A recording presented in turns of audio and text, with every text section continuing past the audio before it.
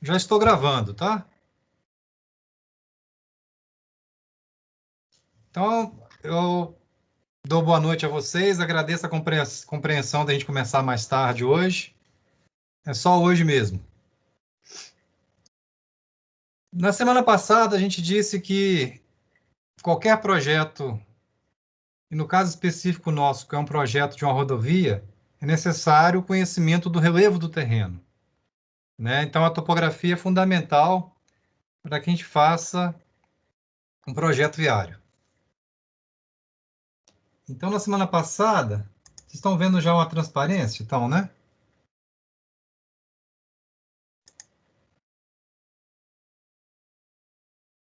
O computador está meio travado aqui hoje.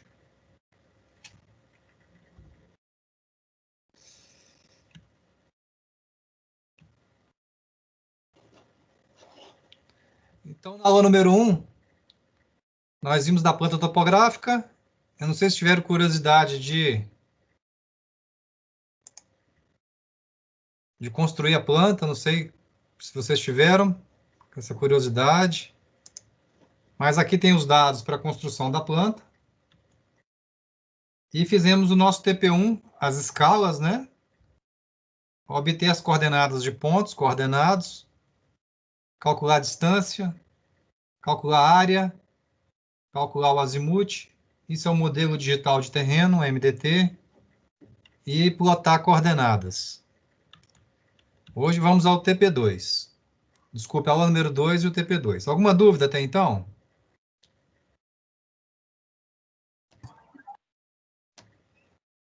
Vocês estão vendo a transparência da aula número 2? Sim. Então tá. Então, começando de fato, veja só o que está redigido aqui. Ó. Uma rodovia percorre o relevo do terreno, passando por pontos de interseção, denominado de PIs, de modo a unir a origem ao destino ao que se denominamos de traçado da via. Esse traçado da via ele pode ser original, quer dizer, ele pode ser uma via nova, passando por vários PIs, né? Ou ser induzido ou apenas uma reforma de uma via já existente. Ou uma mudança do traçado viário. Esse traçado viário muitas vezes é construído a partir de fotogrametria aérea. Ninguém sai andando no meio do terreno, observando, apenas andando, para se definir o traçado viário. É feito em cima da planta e também com a ajuda da fotogrametria. Para a definição de um traçado viário, alguns elementos são necessários. O que é importante, então, para a gente definir um traçado viário? Lógico que vai ter a sua origem e seu fim, né? A origem e o destino. Aqui tem 5 condicionantes, mas podem ter outros também. Então, tem que se fazer o estudo de tráfego, quer dizer, quantos veículos vão passar nessa via. Provavelmente vocês vão aprender isso em engenharia de tráfego. Não sei se vocês já estão fazendo essa matéria. Engenharia de tráfego. Fazer estudos da viabilidade técnico-econômica, quanto vai custar essa obra, né? Eu posso adiantar que se tiver um relevo muito irregular, a movimentação de terra vai ser muito grande, consequentemente, o custo da obra fica muito caro. Estudos hidrológicos, você vai ter que fazer muitas pontes, por exemplo, muitas contenções. O estudo da drenagem da rodovia é importante. Levantamentos topográficos também, a topografia vai restringir muito se vão ter quantidade grandes de curvas ou de retas, né, para vencer o declive. Estudos geológicos e geotécnicos, se essa rodovia vai passar, por exemplo, próximo ao litoral, é uma coisa, e no caso aqui no nosso estado de Minas é outro fato. Então, isso também vai afetar os cortes e aterros da rodovia. Aqui nós temos uma figura, imagina que eu tenho aqui que unir esse ponto a um ponto que está cá embaixo no vale. Provavelmente vai ter que haver um desenvolvimento, quer dizer, vai ter que aumentar o traçado para justamente vencer esse desnível. A gente vai aprender melhor isso quando a gente estiver fazendo o perfil do relevo do terreno, o perfil da rodovia, né, o perfil do terreno e a definição do grade, no qual vai ter exigência das declividades máximas que a gente pode utilizar na rodovia. Já posso adiantar para vocês que geralmente uma rodovia não pode passar de 10% de declividade. Então, a rampa máxima, às vezes, de 10%, dependendo da classe. Daqui a pouco a gente vai também conversar um pouco sobre as classes, a classificação técnica da rodovia. Então, vai estar limitado a, quando muito, 6%, 8% de declividade. Então, para isso, tem que desenvolver a rodovia ao longo do relevo para poder vencer um desnível muito grande. Bem, um projeto que a gente desenvolve de uma rodovia, ele não é só o projeto geométrico. A gente aprende aqui nessa disciplina, basicamente, o que a gente chama de projeto geométrico. É o foco desse manual. Quer dizer, muitas das coisas, dos exercícios que a gente vai fazer aqui, é do projeto geométrico, da geometria da via, aonde leva em consideração o relevo do terreno, basicamente. Mas existem outros projetos correlatos. Então, nós, como engenheiros de transportes, provavelmente, numa empresa, vai estar construindo outros projetos com outros técnicos da área. Quais projetos mais a gente tem na rodovia? Projeto de terraplenagem, de movimentação de terra, a gente vai ter um bom exercício na aula número 8. Um projeto também de obras de artes correntes. Aqui, no caso, são os projetos de obras civis, né? De pontes, túneis, viadutos. Aqui já entra o pessoal da engenharia civil fazendo os cálculos. Um projeto de drenagem. Vocês têm uma disciplina, creio que é sistemas de drenagem, tem essa disciplina no curso. Um projeto específico de pavimentação. Também vai ser assunto da disciplina de projetos viários 2, se não me engano. Talvez vocês vão aprender também, desculpa, essa disciplina, vocês vão aprender em pavimentação 2, pavimentação 1 e pavimentação 2, onde se define a espessura dos pavimentos em função da carga futura que vai trafegar nessa rodovia. Projetos de obras de artes especiais, aqui são sarjetas, defensas, escadas de água e outras coisas mais. Projetos de interseções, retornos e acessos. A gente vai ter uma noção na aula número 9. Então, aqui, às vezes, tem um profissional específico para fazer um projeto de interseções. Projeto de obras complementares. Imagina que eu tenho que fazer, por exemplo, um posto de pedágio na rodovia. Projeto de sinalização. Tem o projeto de sinalização rural, no caso de rodovia, o projeto de sinalização urbana. Vocês vão ter um conhecimento maior disso em projetos viários 2. Tá? Mas a gente vai fazer alguma coisinha também na aula número 10. Tem que haver um projeto de desapropriação. Provavelmente, se for um projeto de uma rodovia nova, vai ter que desapropriar, e aí vai entrar a topografia também. O pessoal da agrimensura vai entrar aqui desapropriando. Projeto de instalações para operação da rodovia. Aqui volta também postos de pedágio, né? Aqui obras complementares e instalações é mais ou menos sinônimo. Vai haver um pessoal responsável pelo orçamento, para ver quanto vai custar essa obra, né? Tudo isso vai estar amarrado em orçamento. Vocês vão ter uma noção disso também, né, junto com o professor Geraldo, que é de máquinas, operação, eu esqueci o nome da disciplina agora, mas tem uma noção de orçamentos. Do projeto mesmo e da execução dos serviços em campo. Então, você vai ter que fazer às vezes vai ter um engenheiro específico de campo para interpretação dos projetos. A construção de documentos para licitação da obra, também é uma parte específica de licenciamento, né, da obra. Estudos de impacto ambiental e relatórios de impacto ambiental. Então, um projeto de uma rodovia é um pouco mais amplo do que só uma disciplina que a gente está aprendendo aqui. apesar de que a gente vai tentar fazer o máximo que a gente conseguir, né? Dentro dos nossos TPs aí.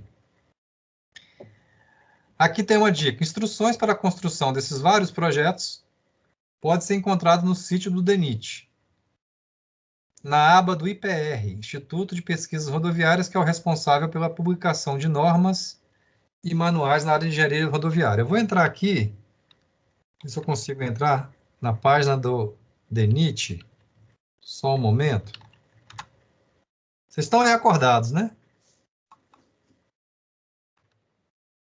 Ver se eu consigo entrar aqui. Pois é. A gente está acordado, pessoal. Pois é. Eu também. Na verdade, Tem até minha amiga aqui assistindo. Ô, Tuller, hoje eu trouxe uma amiga minha do marketing para assistir sua aula. Ela está adorando. Pois é, ué, do marketing. Isso. Se ela entendeu alguma coisa, é porque realmente foi bom. Eu tô vendo, tá ótima a aula. Tá bom. Pode perguntar também, tá? Então tá, se tiver dúvida, eu vou perguntar. A única coisa ruim que está acontecendo é que minha internet está ruim hoje. Tentando entrar aqui, não estou conseguindo. Queria navegar no site do DENIT. professor, Oi? consegue me escutar? Oi? Consegue me escutar? Consigo te escutar. Na verdade, eu tive até uma dúvida, não sei assim, se tem muito a ver, mas eu queria saber quais são os desafios hidrológicos para uma via rural, porque eu vi que tem estudos hidrológicos. No Sim. caso, aqui em Belo Horizonte, a gente tá vendo que a chuva está causando muitas erosões no solo, Sim. muitos desabamentos, mas isso é uma questão é uma via urbana.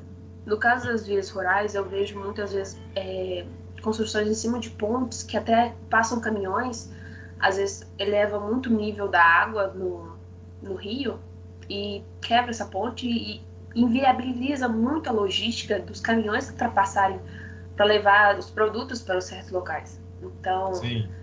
além desses, existem outros tipos de desafios hidrológicos? Existem sim, porque veja só, pode haver os mesmos problemas que você detectou na via urbana, podem acontecer também na via rural, né? Vai ter que haver contenções, pode haver, por exemplo, aonde tem um talveg. O que é um talveg? Vou mostrar daqui a pouco um relevo de um terreno, para a gente definir alguns acidentes do relevo. Um talveg é onde existe a concentração das águas. E provavelmente essa água, em vez de passar por cima da rodovia, né, vai ter que haver o que a gente chama de um bueiro de grota. Quer dizer, passar por baixo da rodovia. Se não haver a posição correta de passar a água por baixo de uma rodovia, por exemplo, sem existência de uma ponte, por exemplo, passar por um tubulão, né, um tubulão, pode carregar a rodovia.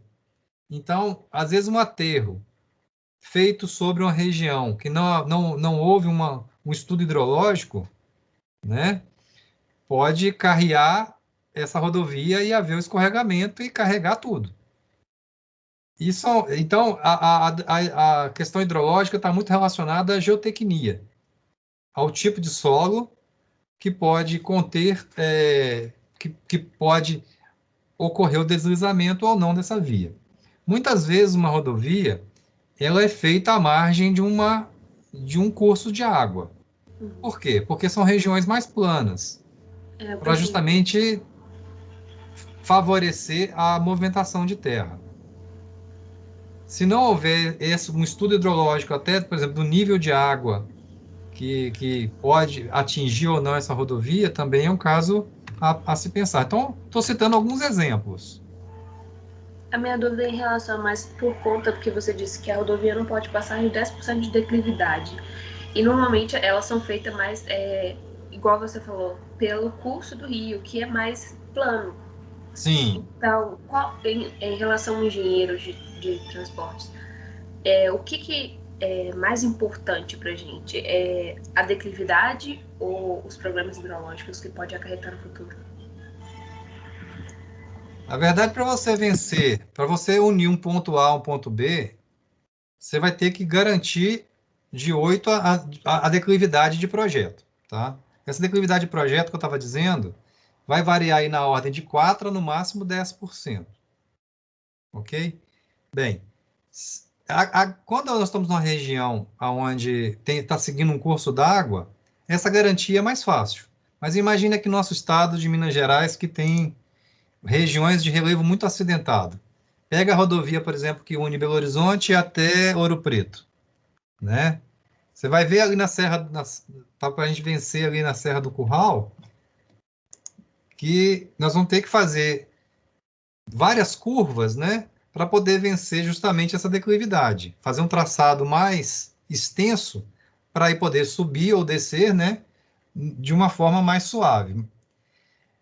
E aí, muitas vezes, o curso d'água, nós vamos ter que garantir que a água passe por baixo ou tenha pontes, no caso, para poder garantir a estabilidade dessa rodovia. É basicamente isso. Os estudos hidrológicos estão por aí. Estou acabando sendo repetitivo, mas é mais ou menos nessa pegada mesmo. Entendi o que você quer dizer. E pode haver também um solapamento. O que é solapamento? Por exemplo, aí vamos pegar uma via mais urbana. Aqui, por exemplo, a via expressa ao longo do Ribeirão Arrudas. Pode haver um encharcamento do próprio pavimento e a água, vamos dizer, carregar o pavimento, que tem acontecido com muita frequência aqui também na Avenida Via Expressa. Também é um exemplo, se você não fizer o carreamento correto da posição das águas. Aonde vão passar essas águas? A drenagem dessas águas. Entendi. Muito obrigada, professor. Eu estou querendo entrar aqui no site do DENIT,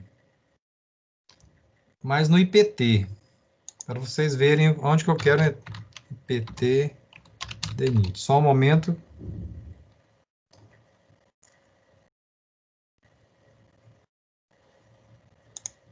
Daqui a pouco eu acho. Eu vou continuar aqui, daqui a pouco eu acho, tá? Então eu estava dizendo o seguinte, nesse site do DENIT, na aba do IPR, que daqui a pouco eu vou abrir aqui, que eu não achei tão rápido assim, nós vamos ter várias normas para a gente facilitar a construção desses projetos, tá? Dentro de instantes eu vou achar aqui e a gente vai nessa. Aqui tem um gráfico interessante que mostra o seguinte. O traçado viário deve respeitar a classificação técnica. Nós temos uma classificação dita técnica, definida pelo DENIT, né, que é o Departamento Nacional de Infraestrutura de Transportes. Utiliza-se basicamente 2 parâmetros para a gente definir qual tipo de rodovia que a gente vai projetar. E quais são esses parâmetros básicos? O volume de tráfego e o relevo. O que é o volume de tráfego? Bem simples, só para sem ficar com dúvida. É o número de veículos que vai passar nessa rodovia. O volume de tráfego, então, é o número de veículos futuro que vai passar nessa rodovia. Na disciplina de engenharia de tráfego, vocês vão aprender algumas fórmulas que vai quantificar esse volume futuro. Por exemplo, dentro de 10 anos, qual que é o volume futuro que vai se passar nessa rodovia? Isso com base em estudos de tráfego. Estudos atual que vai fazer uma projeção para 5 anos, 10 anos. Isso é de assunto da engenharia de tráfego. Não sei se vocês já chegaram nesse assunto. E outro assunto também que define a classe técnica é o relevo. Basicamente, nós temos 3 tipos de relevo, denominados de plano, ondulado e montanhoso. Isso aqui é em função da declividade média do relevo no qual vai passar a rodovia. Bem, com isso, então, nós temos da classe, vamos dizer, mais bambambam, da classe mais chique, até a classe piorzinha. Como assim? Níveis diferentes de qualidade daquela rodovia. Então, nós temos aqui, denominada classe 0, ou especial, que vamos dizer, é uma rodovia, obrigatoriamente, tem que ser de pista dupla, ela tem que ter um controle total de acessos, quer dizer, não pode ter uma acessibilidade fácil para adentrar nessa rodovia. Isso a gente vai ver mais adiante na aula número 9, no projeto de interseções. Então, tem que ter um controle de acesso para você entrar na rodovia. A velocidade de projeto nessa rodovia é de 120 km por hora. A largura da faixa tem que ser igual ou maior que 3,60 metros, 3,6 metros. E a rampa máxima dessa rodovia, então a rodovia ela tem uma rampa máxima de 3%. Bem, então essa é a classe mais importante de rodovia. Existem pouquíssimas rodovias dessa no Brasil. Só existem uma ou duas em São Paulo. E aí nós temos da direita aqui para a esquerda, diminuindo, vamos dizer, a serventia da rodovia, a qualidade da rodovia. Então, nós temos, por exemplo, da classe 1, classe A, classe B, classe 2, classe 3, classe 4A e 4B. Todas essas retas, essa reta que está aqui com essa setinha, diz respeito ao volume diário médio. Então, se determina, vamos dizer, o volume de tráfego através desse formulário que eu comentei com vocês. Vamos supor que vai se definir que tem um volume de tráfego de 1.400 veículos diário médio, de volume diário médio. E quer se definir que a velocidade de projeto é de 100 km por hora. Então, a classe a ser projetada vai ser da classe, por exemplo, 2. Em função dessa classificação da rodovia a ser projetada, nascem os parâmetros de projeto. Então, em função dessa classificação técnica, é que vão nascer aqui, deixa eu mostrar para vocês, vai ter um quadro na página 13 da apostila, em função da classe, se vai ser classe 0, 1, 2, 3 ou 4, vão se definir aqui parâmetros de projeto, características técnicas de projeto. Então, vai ter velocidade diretriz mínima, e aí outros parâmetros que a gente vai utilizar mais adiante para fazer o nosso projeto.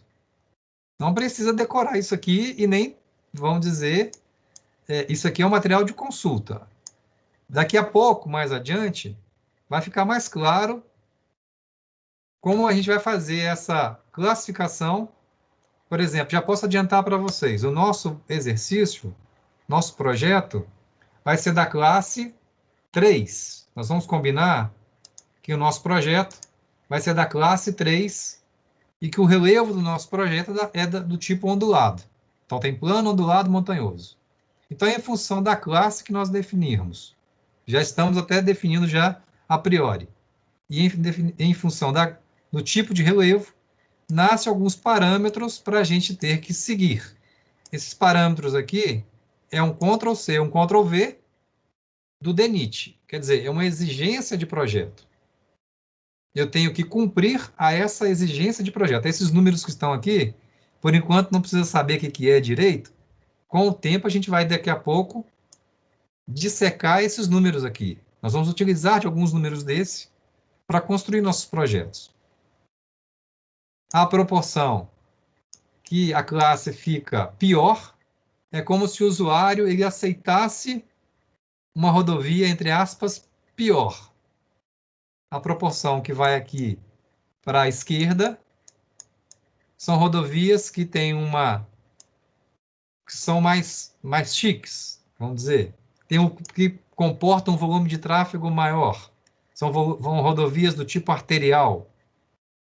Então, em função da classe da rodovia, é que vão nascer os parâmetros de projeto. E quem define isso é o engenheiro, junto com a equipe que está construindo a rodovia. Isso aqui nasce da necessidade da construção da rodovia. Fica assim, às vezes fica assim meio solto, pessoal, mas é por aí mesmo. Daqui a pouco vai clareando, tá? Alguma curiosidade até então?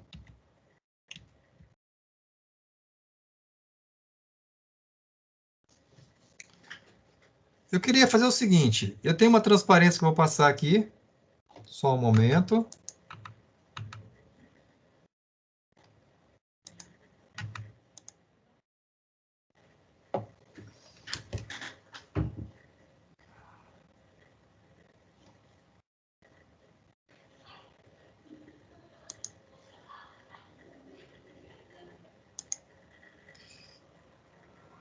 Só um momento, por favor.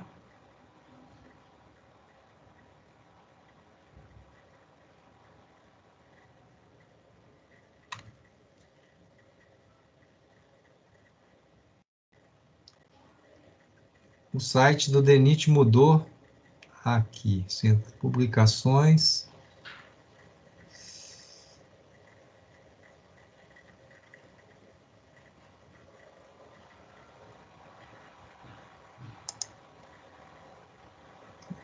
Estou notando que do ano passado para esse ano, o site do DENIT deu uma atualizada, por isso que eu estou aqui perdido, porque eu não abri esse site antes da aula.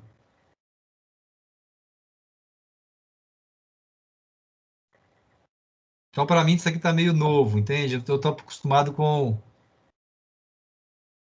o formato antigo.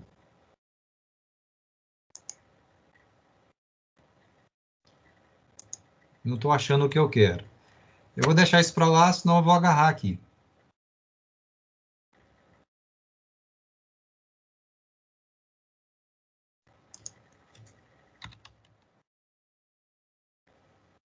E eu não tenho tempo para agarrar hoje.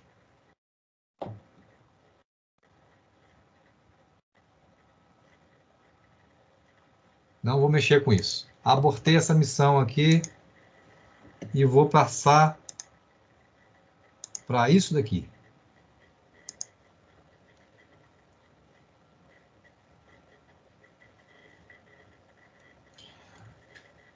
Então, vejam só esse raciocínio aqui.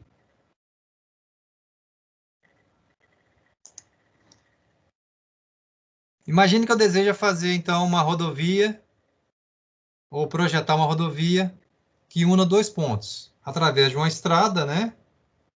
E o caminho mais curto para a união de um ponto A até um ponto B é através de uma reta.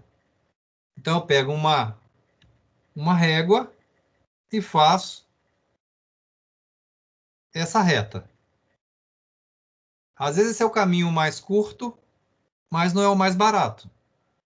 Porque vejam só, aqui eu tenho uma grota, então eu vou ter que descer e subir.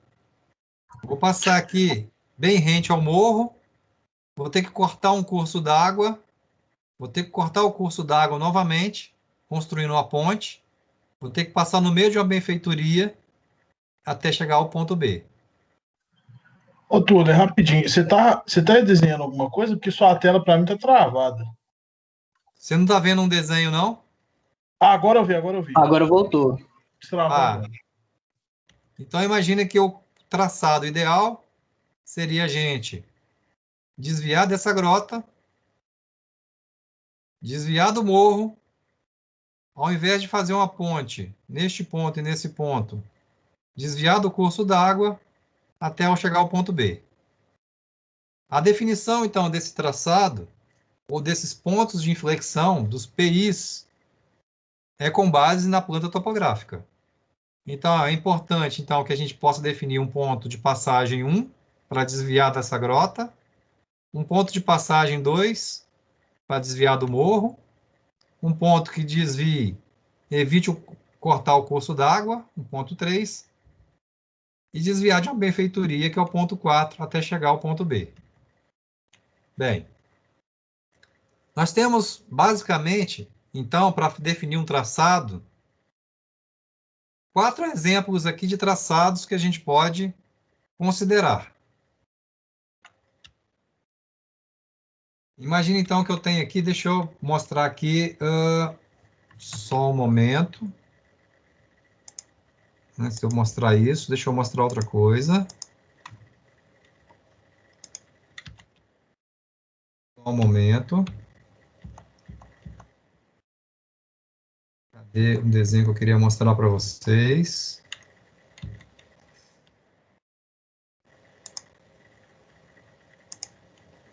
Aqui, achei. Não é este, é este. Aqui. Isso aqui também é um pouquinho de topografia. Uma revisão para a gente poder discutir algumas coisas do tipo de traçado possíveis. Então, vejam que aqui, se eu unir os pontos mais altos de uma cadeia de montanhas, eu tenho um divisor de águas. Então, eu imagino o ponto 1 que eu posso unir ao ponto 2, e eu tenho um divisor de águas. E o ponto 1 denominado de cume, o ponto mais alto. Então, se eu unir esses pontos, eu tenho uma cumeada, ou um divisor de águas. Isso é importante porque uma rodovia, quando passa num divisor de águas, ela facilita a drenagem, porque a água vai escoar para um lado e para o outro, não afetando as faixas de rolamento. Então, existem, daqui a pouco eu vou mostrar algumas rodovias aqui em Belo Horizonte, por exemplo, algumas vias urbanas, que elas são num divisor de águas. Por exemplo, a Avenida Raja, já adiantando para vocês. A Avenida Raja Gabaglia, né? Que nasce lá no BH Shopping e vai até o centro, é uma rodovia que ela passa no divisor de águas. Imagine agora um ponto, o ponto 5, aqui, nesse desenho, onde recebe água. E eu posso, por exemplo, unir o ponto 5 e fazer aqui um desenho assim, deixa eu pegar uma caneta aqui, que eu possa unir os pontos mais baixos, que assim, ó. Isso aqui é denominado de topografia de um talveg. Um talveg. Exemplo de uma rodovia ou de uma via urbana no talveg. A via expressa. Problemas de uma via no talveg. Pode haver inundamento dessa via, que é os problemas hidrológicos que a gente estava comentando aí. Já uma via que seja na cumeada, não tem esse problema. Aqui nós temos aqui uma outro divisor de água, quer dizer, uma via passando num divisor de água. Então, esses elementos que a gente detecta na planta topográfica são importantes para a gente poder definir se uma rodovia vai ser uma rodovia em vertente ou uma rodovia em talveg. Beleza? Então, esses elementos aqui é que é trazido aqui na próxima transparência adiante. Então, aqui a gente tem nesse desenho um traçado de cumeada. Não sei se o desenho dá para também perceber, é uma foto aqui de Google Earth.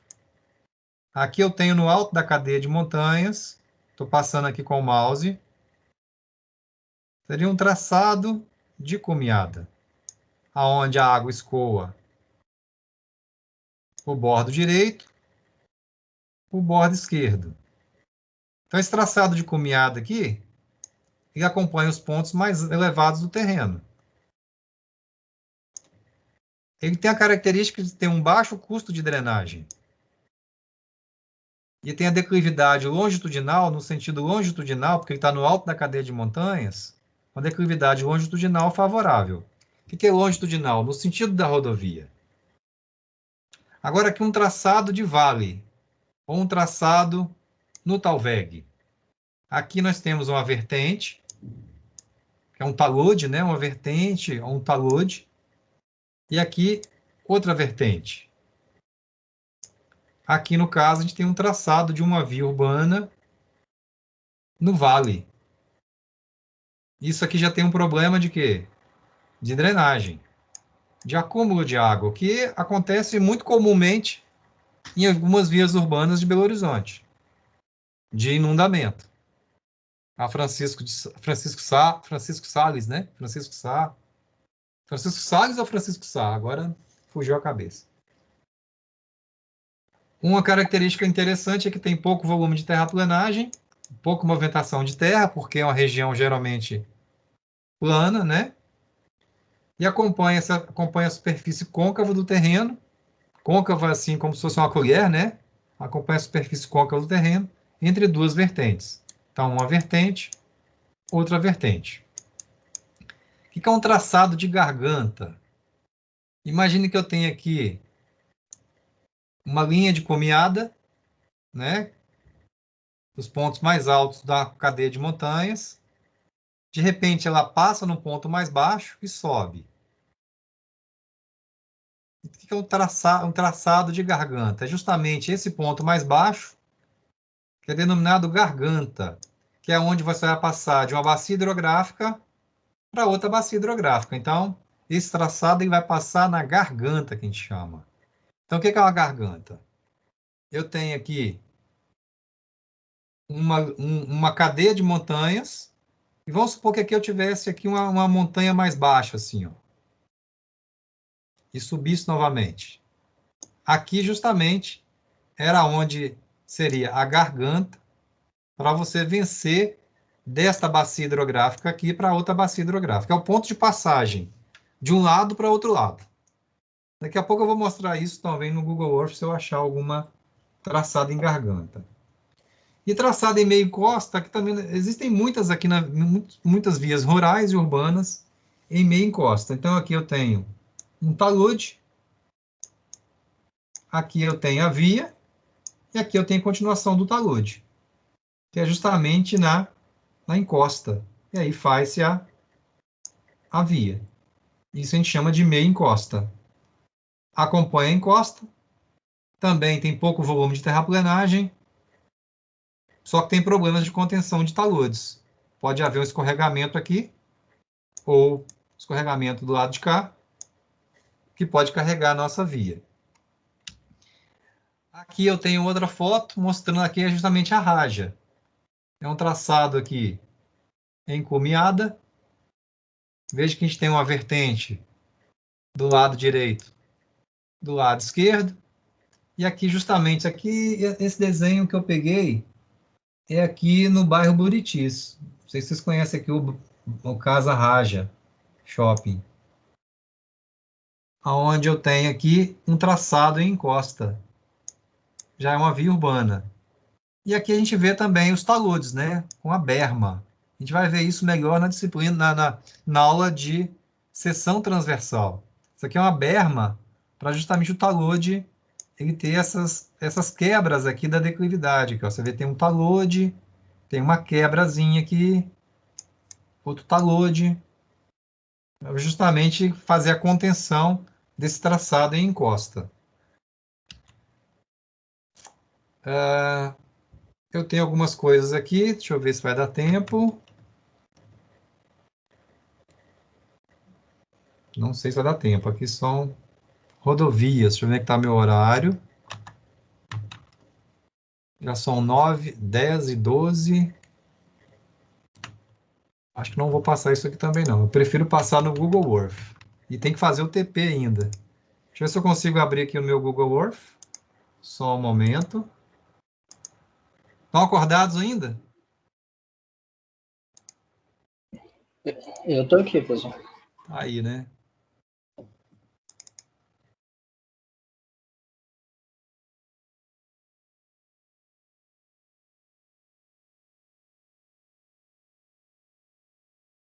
Essa aula 2, geralmente eu gasto um encontro e meio. Mas como o nosso semestre está apertado, pessoal, eu vou ter que terminar num encontro apenas.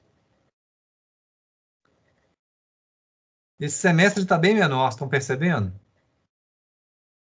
sei se vocês viram lá no calendário. Sim, vai até a segunda semana de abril, né? O senhor tinha me falado na aula passada.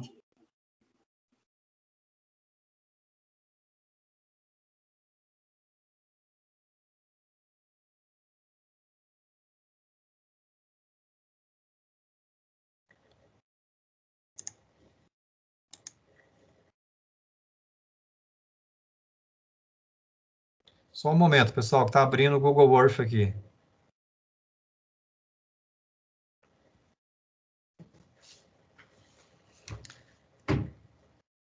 Um minuto, por favor. Já vamos mostrar aqui alguma coisa de traçado. Vou mostrar esses traçados em cumeada, em encosta, só um momento. E a nossa amiga aí de marketing, tá entendendo alguma coisa? Ela fez uma página de anotação aqui, mas agora ela foi tomar banho. Desistiu? Mas, pode ser.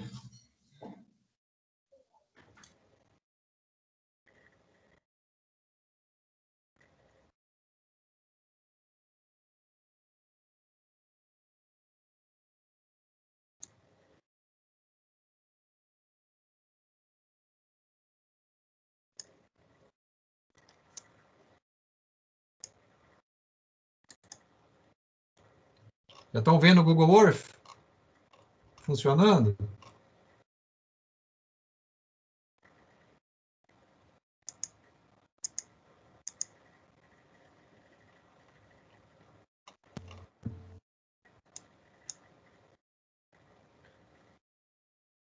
Estão vendo o Google Earth ou não? Eu consigo ver, professor. Tá. Então veja aqui. Eu coloquei aqui uma visão em perspectiva. Ó, saindo aqui no BH Shopping. Então, se a gente for aqui, ó, estou andando bem devagarzinho aqui. Aqui já descendo na direção centro, na Avenida Raja, a gente observa já aqui esse traçado que eu comentei em encosta. Estão vendo aqui, ó? Tem aqui um ponto mais alto, tem uma encosta, que às vezes, inclusive, essa encosta já teve muito problema de escorregamento aqui, ó. Tem uma encosta, tem a via, né?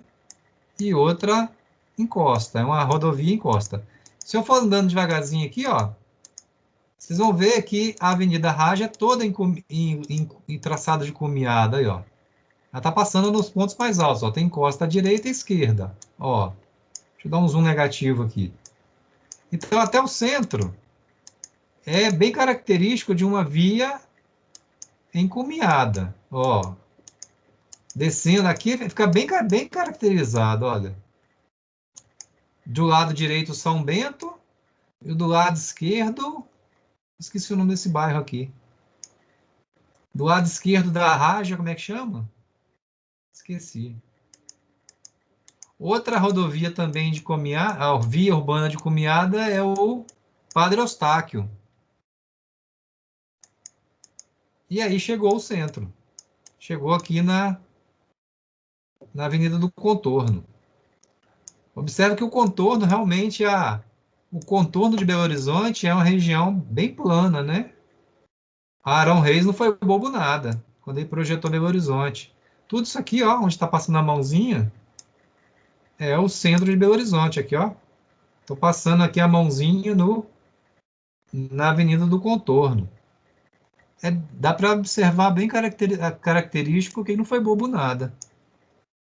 Se eu pegar aqui Afonso Pena, a gente vai observar que Afonso Pena também subindo até a Praça do Papa, também é uma via encumeada, né? Bem suave, mas é cumeada, ó. Aqui nós temos a Praça da Bandeira, né? Subindo um pouquinho mais. Opa, cadê a Praça do Papa? Opa, tá aqui.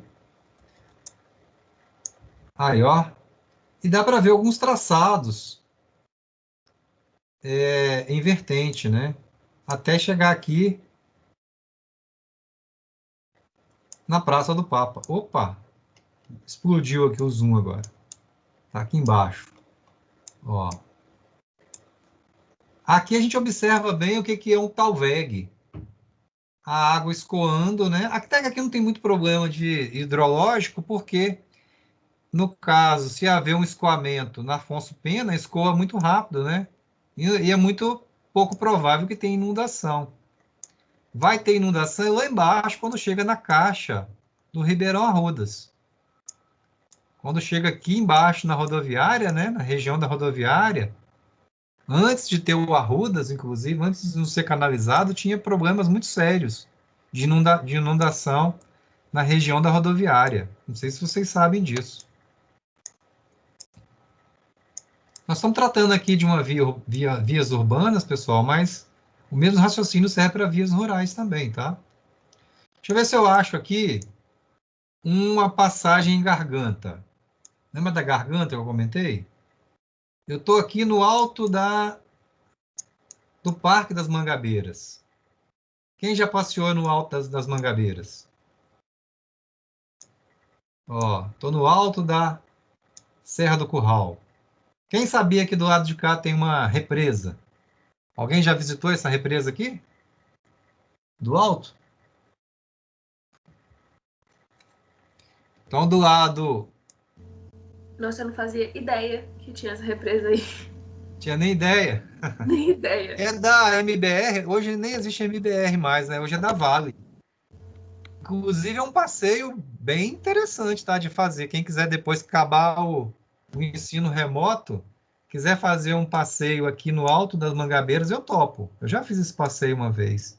Tá vendo aqui embaixo a Praça do Papa? Existe uma trilha. Deixa eu virar aqui para vocês verem. Pra vocês terem noção do que eu estou dizendo. Deixa eu virar aqui. Papá. Aqui, pessoal, parece que o paredão é muito íngreme, né?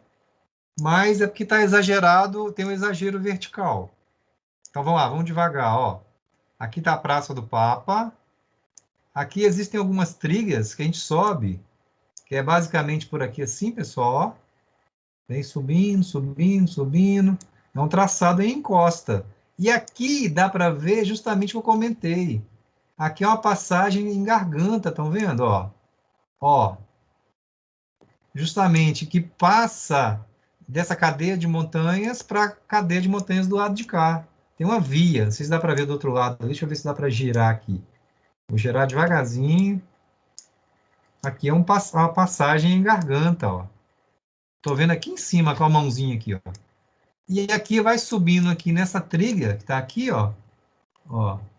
Vai subindo toda a vida. Tem que escalar aqui, tá, pessoal? Ó. Vai subindo aqui até chegar nesse mirante aqui, ó.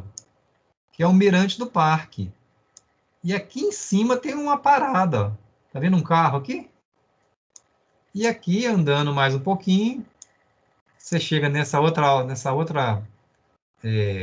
outro prédio aqui, até chegar aqui nesse altão aqui, ó. Se um dia vocês quiserem vir aqui, eu topo. A gente faz uma visita aqui. A gente pode levar, inclusive, o drone. O que vocês acham? Topo? Fechou aí o passeio? E vem andando aqui toda a vida, ó. Já pensou o visual daqui? Vem andando aqui, ó.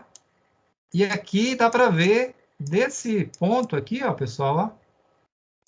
Do lado de cá uma represa. Na verdade, isso aqui é uma cava, vamos dizer, abandonada de mineração. Aí, tem até de carro estacionado aí, ó. Sabiam que existiam isso? Ou não? Já mudou de assunto, né? Então, eu mostrei para vocês aí o traçado em encosta, em cumeada, em talvegue, ou em vale, né? E uma passagem de uma garganta. Isso vai acontecer de acordo com a necessidade de você unir um ponto A ao ponto B conforme a instrução, a necessidade de vocês. Alguma curiosidade do que eu disse?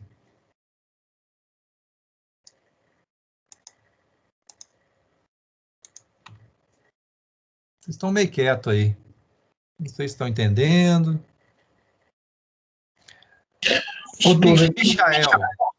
Diz alguma coisa aí, Michael. Não, tá tranquilo, professor. Tô acompanhando aqui certinho. Michael, você topa fazer? Vai, bora. Assim você que a viu pandemia aí como é que é passar. Massa? Gabriel. Michael já topou, o Gabriel. Eu vi, professor. Eu já fui lá. Eu fiz geoprocessamento com o Igor, né? Aí a gente foi lá. Foi, eu lembro. É isso. Mas você fazia o curso técnico? Não. Eu estava fazendo a graduação. Aí eu estava no quarto período, eu acho, terceiro. E o Igor levou vocês lá com o GPS, não foi? Isso mesmo, isso. Você conseguiu ver a represa? Não. Parece que a gente não foi para aquele lado, não, sabe? Subindo mais, não, né? Não. Mais alguém fez esse passeio com o Igor? Da turma? Caleb, fez, Caleb? Não fiz. Tinha um processamento com o Diego. Ah, tá. É interessante fazer esse passeio até para vocês terem uma noção da nossa cidade mesmo. Aí foge até do assunto projeto de rodovias, mas para você ter uma noção mesmo da estrutura da construção da cidade de Belo Horizonte. Vamos fechar esse passeio aí mais para frente. Podem me cobrar, hein? Eu queria agora, que nós já temos um pouco de tempo adiantado, ir para o TP.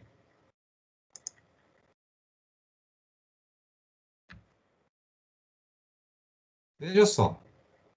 Do que a gente aprendeu até agora, eu quero fazer com vocês, junto com vocês, sobre o traçado viário, 5 atividades. Então, pegue aí já, quem quiser anotar algumas coisas. Nós vamos gastar aqui mais uns 10, 15 minutos para explicar essas atividades. Vamos lá. Primeira atividade, atividade 1. Diz assim: de posse da planta topográfica da página 10. Então, aqui na página 10 da apostila, eu tenho uma planta topográfica. Una os pontos de interseção, una os pontos dos PIs de interseção, definindo o traçado viário. Então, veja só. Eu tenho aqui, nessa planta, este ponto, que é o ponto início do meu traçado. E aqui eu tenho um ponto, que é o fim do meu traçado. Por acaso, esse ponto início e esse fim, eles foram definidos aqui no item 6, onde eu tinha o ponto início e o ponto fim. Então, quem fez o item 6 do TP1, e que já entregou, provavelmente já desenhou esse ponto início e esse fim. Caso eu quisesse fazer um traçado unindo o início ao fim, seria apenas unir uma reta. Mas eu tenho ainda este ponto aqui, que vai ser o meu PI1. Aqui vai ter um PI2. PI é de ponto de inflexão, ponto de mudança de direção. Então, aqui eu já vou passar para vocês que os pontos obrigatórios no nosso traçado vão ser esses pontos. Caso nós estivéssemos juntos lá no DET, lá no laboratório, com base na planta, a gente ia escolher juntos esses PIs. Então, os PIs são definidos para evitar o mínimo de terraplenagem possível. Nesse momento, eu estou passando a posição do nosso traçado, do nosso caminho. Nosso caminho vai ser unir início, PI1, PI2 e ponto fim. Ou seja, no item 1 aqui está dizendo o seguinte: una estes pontos. Então já é, vamos dizer, entre aspas, um traçado obrigatório. Combinado? Então aqui simplesmente é pegar uma régua. Eu passei também o desenho de CAD. Quem tiver o desenho de CAD, pode fazer pelo CAD. Quem for imprimir essa página, faça com a régua, unindo aqui até aqui, aqui até aqui, e unindo o ponto PI2 até fim. Então, esse vai ser o nosso... Não tão torto assim, tá, pessoal? Que eu estou fazendo com o mouse aqui, o mouse fica torto, tá? Fica tremido. Então, o item 1 é só isso. É fazer a união desse caminho. Início PI1, ponto de inflexão 1. Por que ponto de inflexão? Porque ele estava, em vez de ir na direção nesse sentido, teve aqui um ângulo chamado ângulo de deflexão. No caso, uma deflexão para a direita. Aqui, ao invés de ir reto, teve aqui uma deflexão Aqui está errado. Errei. Deflexão para a direita, não. Deflexão para a esquerda. Erro conceitual. Rebobina a fita aí. Vamos lá, de novo. Que eu errei, hein? Ó, eu indo nesse sentido aqui, de novo, hein, pessoal? Indo nesse sentido, que está aqui, eu posso virar para a direita ou virar para a esquerda. No caso aqui, eu tive um giro para a esquerda. Estão acompanhando esse raciocínio? Então, em vez, eu estou indo aqui nesse sentido reto, eu posso virar para a direita, virar para a esquerda. No caso, eu virei para a esquerda. Aqui o mesmo raciocínio. Eu poderia ter uma conversão para a direita ou uma conversão para a esquerda. Isso aqui, esse ângulo é denominado de deflexão, e no caso, deflexão para a esquerda.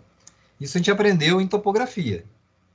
Então, nós temos aí duas deflexões para a esquerda, até chegando ao ponto fim. Então, nós temos aqui o item 1, o exercício 1, é esse. Alguma dúvida no item 1? Ô, Tudor, eu tô com uma dúvida, mas é não no item 1, mas é onde que está o arquivo do DWG? Eu enviei no SIGA para vocês. Se não chegou no SIGA, eu envio quando eu terminar aqui hoje, de novo. Eu enviei na sexta-feira, ou no sábado, uma coisa assim. Eu enviei uma planta em DWG. Eu tô com o cigarro aberto aqui, eu não tô achando, não. Tá anexo a uma mensagem. Tá, ok. Mais alguém achou, pessoal, ou ninguém achou? Eu achei. Você achou? Eu não, eu vou ter que ver aqui certinho. Tá, mas se não achar, pessoal, aqui eu só estou dando dica para fazer o exercício. Aí depois abre, senão a gente vai agarrar aqui. Professor, eu não sei se eu vi em arquivos ou matérias, mas eu vou ver de novo se eu consigo achar. Achei que tá na mensagem alô do dia 15/1. Isso. Deve ter um anexo que é planta ensino remoto. Só que eu peço a vocês que a gente só discuta o exercício agora, porque se a gente fizer junto, talvez não dê tempo. Senão, ou então eu vou abrir aqui o meu e fazer. Deixa eu ver se eu consigo abrir o meu aqui, então. Só um momento, aí vai agarrar um pouquinho. Mas eu posso tentar, porque até abrir meu card aqui. Não, Túlio, por mim não precisa abrir, não. Eu só perguntei porque eu queria ver direitinho, mas por mim não precisa, não. Se o pessoal quiser que faça. Eu estou preocupado com o horário, porque já são 22h32 e nosso combinado é 1 hora de encontro, né? Por isso que eu estou indo mais ou menos rápido. Então eu vou continuar para justamente cumprir o nosso combinado, tá? Mas no card lá não tem segredo, não. É só pegar uma line e unir esses 3 pontos. Tem que inserir o ponto e unir os pontos. Bem, vamos continuar então, senão eu não compro nem resolvo aqui, nem aí. Beleza. O item 2 do exercício tá assim, calcular as distâncias entre as tangentes, trechos retos, e determine o nome das estacas dos PIs. Atenção para esse, então. O que os senhores vão fazer para mim? Esse ponto, ele tem uma coordenada, que no caso é 50 e 50. Como é que eu sei que é 50 e 50? Porque é essa coordenada aqui, pessoal, ó. É essa coordenada 50 e 50. E esse PI1 está na coordenada 450. O PI1 na coordenada 450. Aqui, ó, 400 com x igual com y igual a 50. Com base na fórmula que nós aprendemos semana passada, da distância, onde distância é igual a raiz quadrada do ΔX ao quadrado mais o ΔY ao quadrado, é possível calcular essa distância, que no caso aqui está até fácil, porque vai dar 400 metros. Quer dizer, deste ponto até esse ponto, 400. Se não fizer dessa forma, pode fazer no CAD, apertando a tecla DIST. Então, você vai calcular essa distância para mim, essa distância e essa distância. E põe no canto do caderno aí. Então, aqui está dizendo o seguinte, calcular as distâncias entre as tangentes, que é os trechos retos. Em rodovia, pessoal, quando é um trecho reto, a gente chama de tangente. Então, nós temos aqui 1, 2, 3 tangentes. Calcular essas distâncias. E anota no canto do caderno.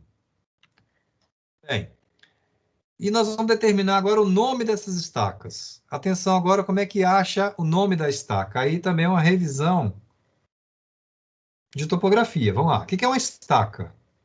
Estaca é uma unidade de medida. Revisando topografia. Uma estaca corresponde a 20 metros. Então, eu falo assim, eu andei 2 estacas. Então, eu andei 40 metros. Beleza? Cada estaca são 20 metros. Eu andei 5 estacas. Então, eu andei 5 vezes 20, andei 100 metros. Eu andei 5 estacas mais 10. Significa que eu andei quanto? Eu andei 5 estacas 100, mais 10, 110 metros. Então, vejam aqui. Eu vou ter a parte inteira de estacas e vou ter a parte intermediária de estacas. Geralmente se usam apenas 2 casas decimais, 2 ou 3, tá ok? Para rodovias. Então, nós temos aqui exemplo. Estaca 20 mais 14,556. Quantas estacas eu andei, então? Eu andei 20 vezes 20, 400. 400 com mais 14, 414. Então, essa é a distância que eu andei. Aguenta a mão que eu vou voltar aqui no item 2, tá, pessoal? Só um momentinho que eu vou pular lá para o item 5. Vou fazer o item 5. Daqui a pouco a gente faz o item 2. Veja só. Calcular a distância e o nome das estacas dos bueiros. Isso vocês provavelmente fizeram em topografia. Vejam aqui, ó. Da estaca 0. Vou dar um zoom aqui, só um momento. Espera aí. Eu estou no item 5 aqui. Ó, da estaca 0 até a estaca 15, qual a distância daqui até aqui? Vai ser 15 vezes 20, 300. Com mais 12, 312,5. Dúvidas nessa parte aqui? Então, qual a distância daqui até aqui? 312,5. Fácil, não? Então, eu tenho aqui, ó. Essa distância aqui eu tenho. É 312,50. E qual que é essa distância daqui, ó? Quanto que mede essa distância? Como fazer isso? Ó, a distância daqui até aqui corresponde a 24 vezes 20. 480, né? Ó, 24 vezes 20, 480. Com mais 14 e 30, 494,30. Eu estou entendendo, vocês estão entendendo? Ó, 24 vezes 20, 480 com 14. Alguém tem calculadora aí, por favor? Faz assim para mim, ó. 494,30 menos 312,50 vai dar quanto? Vai dar 181,8. Esse menos esse. 181,8. Eu não fiz não, tá? Tô confiando aí na sua conta aí. Então, é essa distância aqui. Bem, então aqui nós transformamos estaca em distância. E agora, no exercício de cima, é transformar distância em estaca. Essa parte de baixo está ok? Aqui está ok? Entenderam essa parte? Se entenderam, vamos lá de cima. Entendi. A pergunta é, qual o nome dessa estaca? O nome dessa estaca é 650,30. Pega, por favor, esse número e divide por 20 para mim. Pega 650 e divide por 20. Quanto que vai dar? Quem tiver calculadora fácil aí. Vai dar 32,5. Não, vai dar isso não. 650 dividido por 20? 650,30, pode fazer o vírgula 30 também. 650,30 dividido por 20. Vai dar 32,515. Muito bem, obrigado. Ó, então 32,515 estacas. Só que não pode ficar desse jeito. Então aqui nós temos que separar a parte inteira. Então aqui vai ser estaca 32, é assim que a gente escreve, ó. Vai ser estaca 32. A letra tá ficando meio feia, tá, pessoal? Mas é por causa do mouse aqui. Mas quem que respondeu aí a conta? Gabriel? Isso, fui eu, professor. Gabriel, faz assim para mim agora, ó.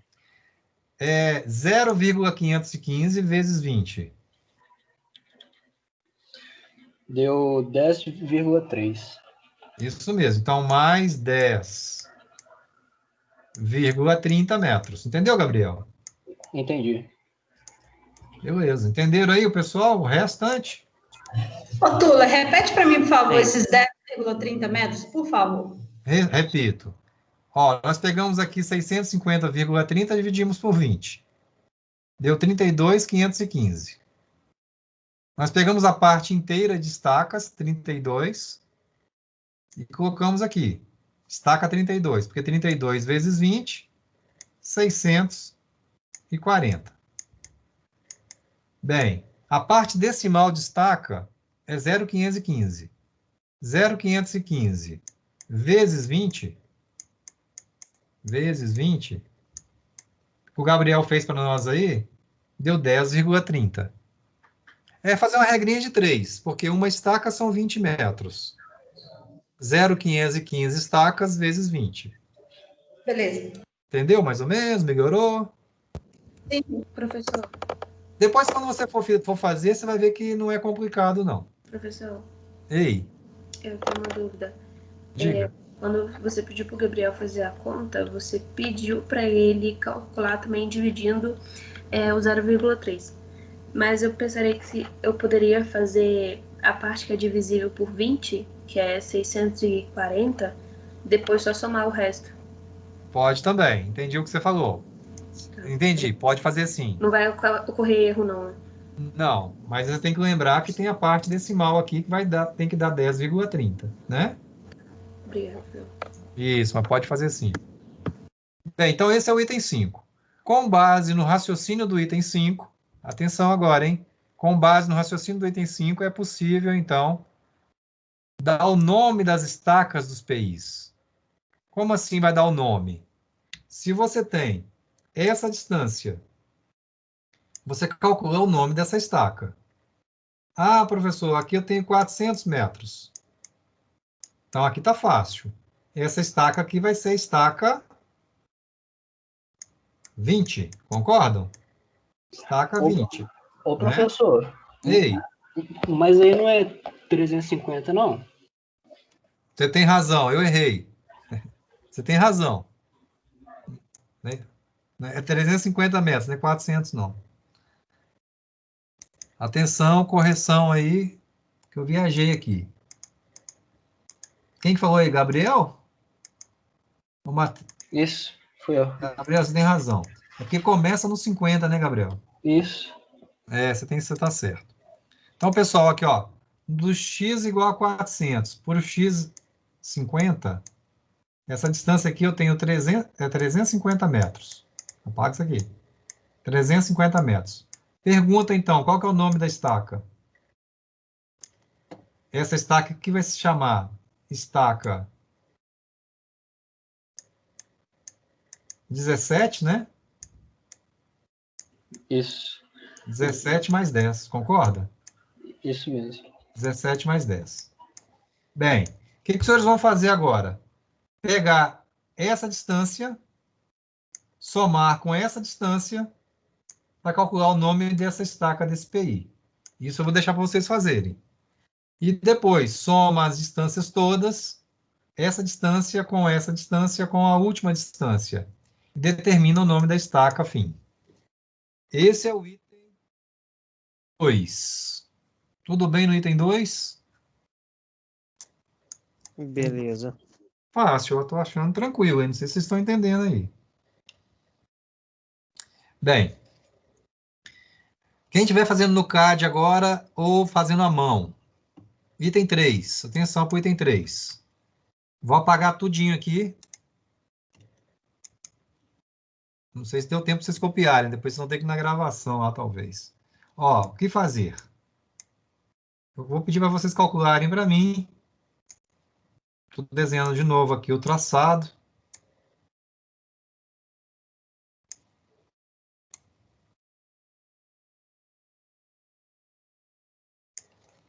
Calcular para mim esse ângulo aqui. Opa, não tão feio aqui assim. É difícil desenhar com o mouse.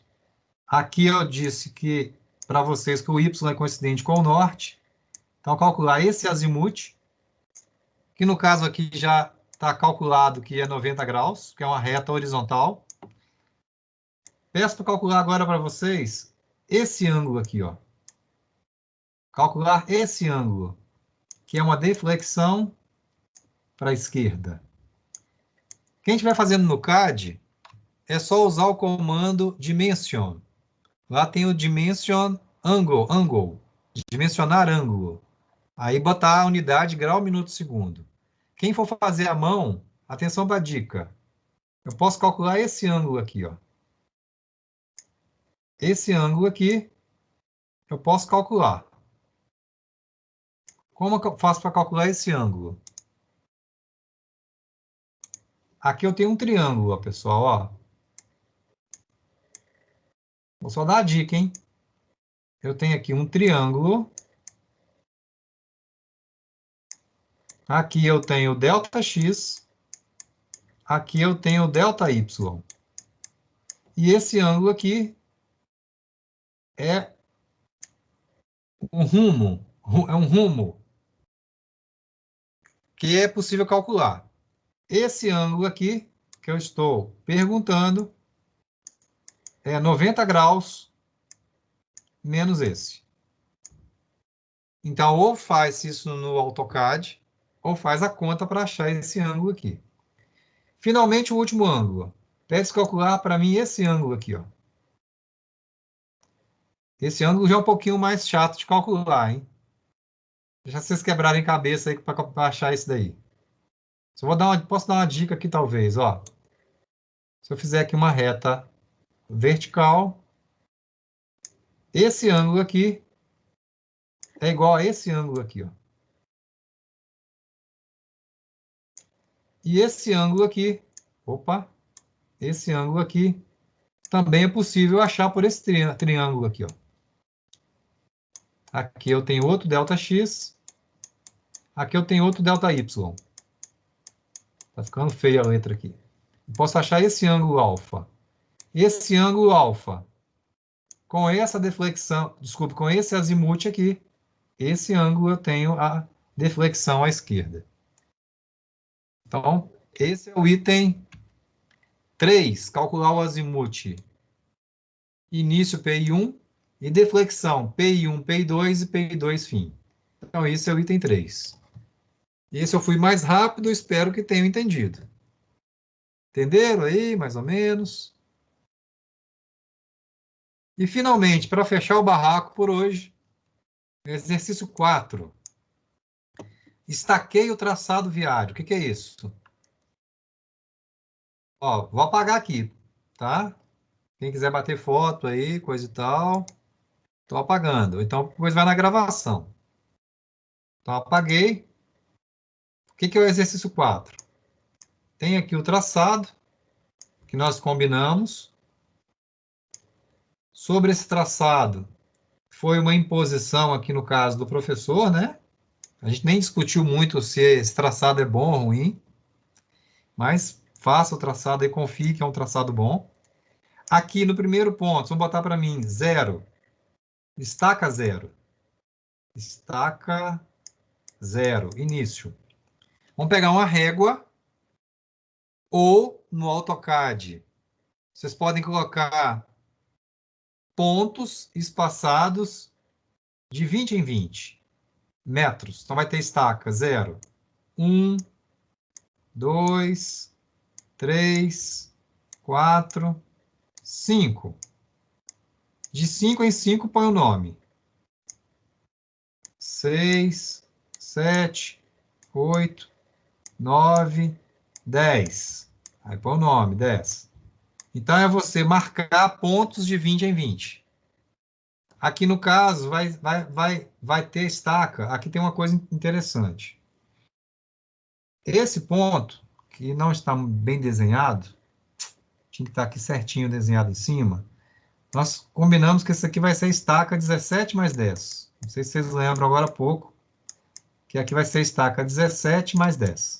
Atenção agora para essa parte aqui, hein? Provavelmente aqui vai ter a estaca 17,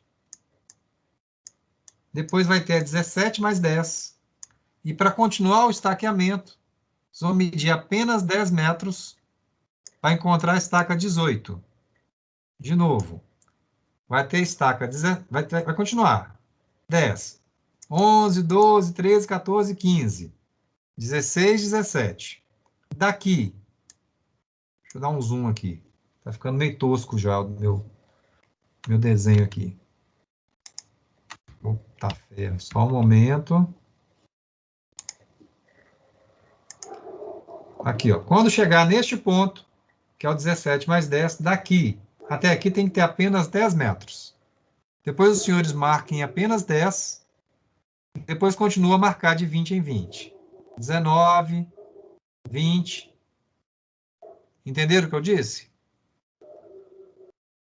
E assim faço o estaqueamento até o fim. E aí, dúvidas? Ô, Túlio, eu não entendi direito essa última parte, não. Tem que sobrar 10 metros para a última estaca. Tá, então peraí que eu vou fazer de novo. Aguenta a mão. Vou ter que apagar tudo. Peraí, então. Ó. Não é porque... Deixa eu... O senhor vai unir aqui, vai estar unido assim, ó. É porque eu não uni direitinho. Aí, talvez agora ficar mais bonitinho aqui. Vocês vão marcando aqui, ó, estaca 0. E aí eu pedi para estaquear de 20 em 20 metros. Que é o comum, tá, pessoal? A gente demarcar pontos de 20 em 20 metros na rodovia. E essa estaca aqui, não sei se você acompanhou agora há pouco, essa estaca da interseção se chama estaca 17 mais 10. Por que é 17 mais 10? Porque a distância daqui até aqui tem 350 metros. Até aí você entendeu? Entendi, até aí ok. Beleza. Então, o nome dessa estaca é 17 mais 10. Quando você for marcando aqui com a régua, ou lá no CAD, você vai marcar assim, ó, 0. 1, 2, 3, 4, 5. Para não se perder, põe o nome, 5. Não precisa botar o nome em todas, não, tá? Pode ser de 5 em 5. 6, 7, 8, 9, 10. Continuando. 11, 12, 13, 14, 15. Talvez aqui, pessoal, o meu, como estou fazendo à mão, não vai ficar tão bonitinho, não, tá? E aí vai ter assim, ó, vai ter a 16 e vai ter a 17. O que eu estou dizendo aqui é que daqui... Gosto de dar um zoom aqui, que talvez agora fique mais fácil com o zoom. Estou dizendo o seguinte, daqui, onde está a mãozinha, até aqui, não vai ter 20 metros. Vai ter apenas 10. Na régua. Você medindo na escala de 1 para 2.500. Porque esse desenho, pessoal, está na escala de 1 para 2.500, caso for feito à mão. Então, vai ter apenas 10 metros. Tá, e daí? Já entendi essa parte. Qual a distância da estaca 17 mais 10 até a estaca 18? 10 metros. Então, o que os senhores vão fazer? Daqui para frente, para continuar, mede apenas 10 metros. Essa daqui vai ser a 18. E aí continua. 19, 20, é isso. Não entendeu, não? piorou? Não entendi, fez sentido. Olha. Fez sentido? É porque a distância daqui até aqui não são 20, são 10. E daqui até aqui são 10 também. São 10 mais 10, 20, 17, 18, 19. Isso vai acontecer também na próxima interseção, tá? Você vai ver que é uma estaca quebrada. O nome aqui da estaca é um número quebrado. Não é uma estaca inteira. Pessoal, então assim, eu estou vendo aqui, já são quase 11 da noite.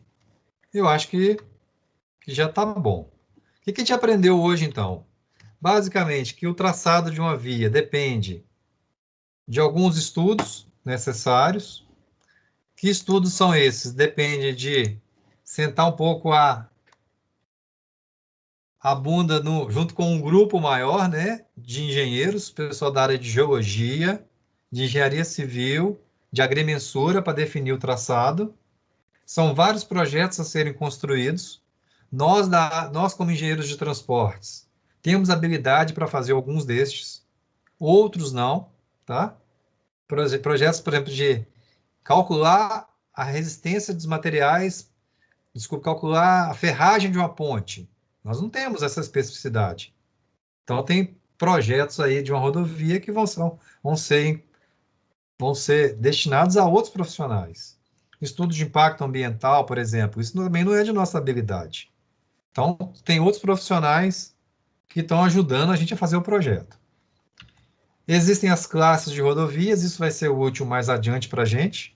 Já posso adiantar que a nossa classe vai ser a classe 3, tá? Existem formas que definem essa classificação. Provavelmente na disciplina de engenharia de tráfego, vocês vão rever isso. Vimos alguns tipos de traçado. Aqui nessas transparências aqui. Cadê? Já apaguei a transparência. Vimos que existem basicamente 4 tipos de traçado, que são os traçados em cumeada, em vale, a passagem em garganta e em invertente. Essa transparência depois eu passo para vocês também, que eu não passei ainda. E fizemos aqui o nosso TP, que foi o quê? Foi unir os pontos no item 1, foi calcular essas distâncias.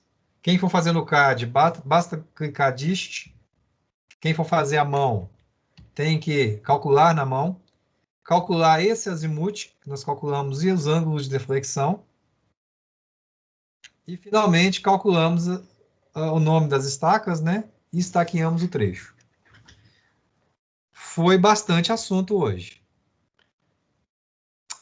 Sobre o que nós aprendemos, alguma dúvida, alguma curiosidade a mais?